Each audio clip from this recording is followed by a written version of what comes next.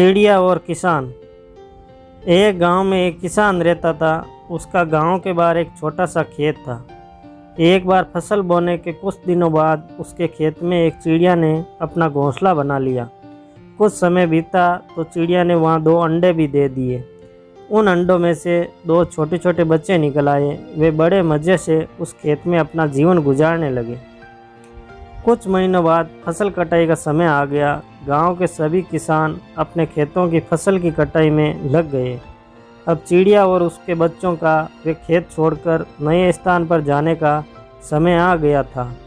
एक दिन खेत में चिड़िया के बच्चों ने किसान को यह कहते सुना कि कल मैं फसल कटाई के लिए अपने पड़ोसी को खेत में भेजूंगा। यह सुनकर चिड़िया के बच्चे परेशान हो गए। उस समय चिड़िया कहीं गई हुई थी।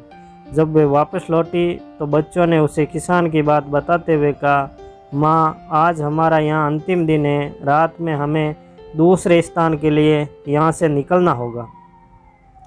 चिड़िया ने उत्तर दिया, इतनी जल्दी नहीं बच्चों, मुझे नहीं लगता है कि कल खेत में फसल की कटाई होगी। चिड़िया की कई बात सही साबित हुई। दूसरे दिन किसान का पड़ोसी खेत में नहीं आया और फसल की कटाई न हो सकी। शाम को किसान खेत में आया और खेत को जैसे का तैसा देख बुदबुदाने लगा कि ये तो पड़ोसी नहीं आया। ऐसा करता हूँ, कल अपने किसी रिश्तेदार को भेज देता हूँ। चिड़िया के बच्चों ने फिर से किसान की बात सुन ली और परेशान हो गए। जब चिड़िया को उन्होंने ये बात बताई तो वे बोली, तुम लोग चिंता मत करो, आज रात हमें जाने की ज़रूरत नहीं है।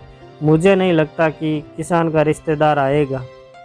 ठीक ऐसा ही हुआ और किसान का रिश्तेदार भी अगले दिन खेत नहीं पहुंचा।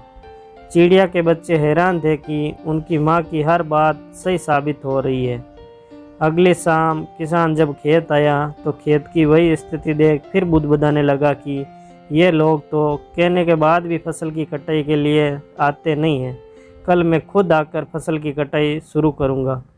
चिड़िया के बच्चों ने किसान की यह बात भी सुन ली। अपने माँ को जब उन्होंने ये बताया तो वे बोली, बच्चों, अब ये खेत छोड़ने का समय आ गया है।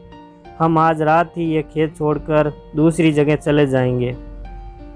दोनों बच्चे हैरान थे कि इस बार ऐसा क्या हुआ जो माँ खेत छोड़ने को तैयार है।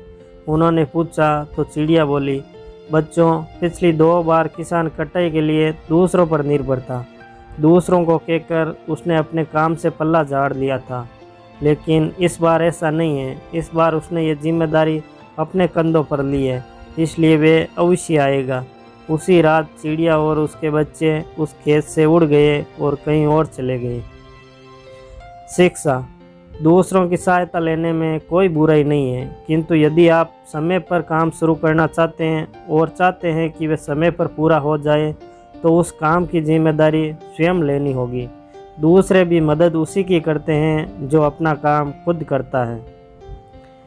अगर ये प्रेरणादायी कहानी अच्छी लगी है तो इसे लाइक करें एवं ज़्यादा से ज़्यादा दूसरों के साथ इसे शेयर करें।